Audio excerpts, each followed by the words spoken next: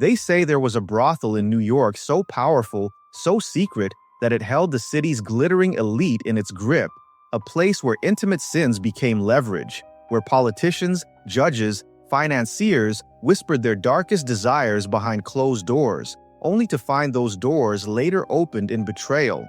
The brothel didn't just sell the obvious, it sold silence, it sold control, it blackmailed the powerful, and in that trade, it became untouchable.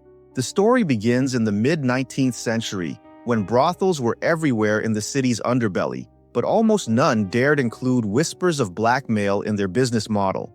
One figure emerges in the historical record, Jane the Grabber, whose real name was Hester Jane Haskins. She ran procuress operations in the 1860s and 1870s, luring young women with promises of good jobs or refined society, sometimes even across state lines. Once they arrived in New York, many of them found themselves trapped in houses of ill repute.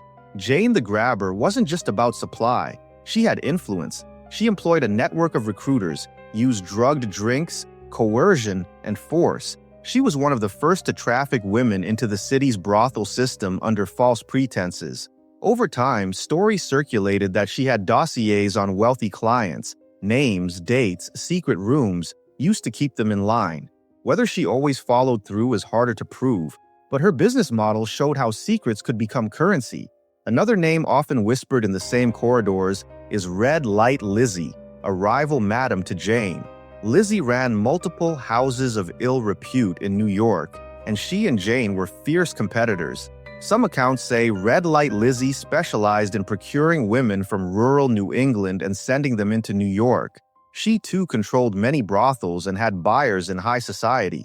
Over time, tales emerged that these madams sent out monthly circulars to clients, discreet but intentional, reminding them of their discretion or hinting that failure to pay could lead to exposure.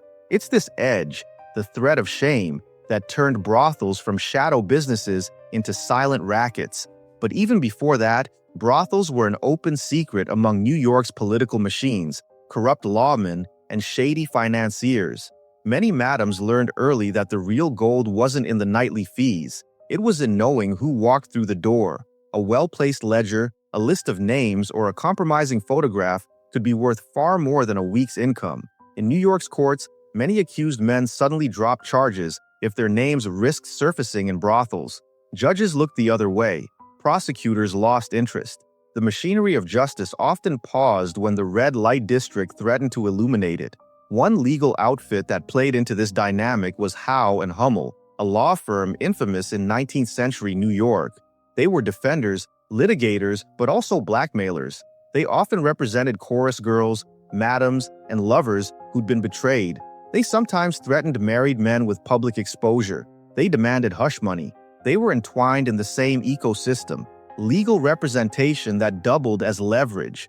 The firm's name was whispered in conjunction with many madams' operations, and some historians believe they kept back channels into brothels, protecting clients while managing their secrets. By the late 19th and early 20th centuries, the brothel blackmail racket had matured. There were houses in discreet upper floors, with private entries, wine cellars, secret tunnels, or rear doors. The wealthy would come in through servants' entrances. The madams would ensure privacy. And after the night, the ledger would do its work. A client fails to pay or tries to expose the place. A letter arrives at his office. We're prepared to show your wife or your colleagues what you did last Tuesday. Sometimes pictures, sometimes witnesses, sometimes rumors.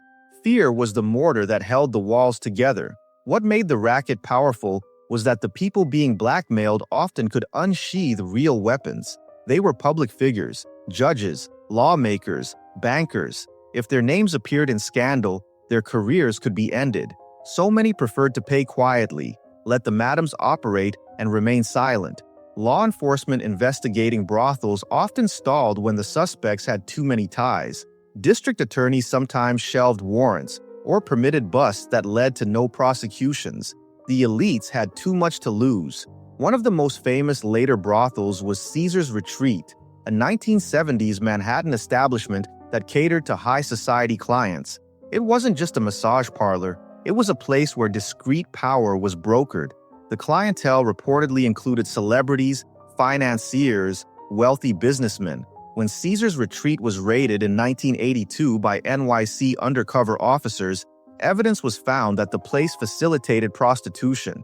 The brothel's operator tried to regain operation via federal injunctions, but the judicial system shut him down. Caesar's Retreat is a modern echo of that old brothel blackmail world. What survives in records are the police raids, the sometimes partial prosecutions, and the hush payments that never entered public books. But behind those are hinted files, client lists destroyed, witnesses bribed, records vanishing. The full archives of those brothels were deliberately fragmented or burned. Many of the women involved never spoke. The clients rarely confessed.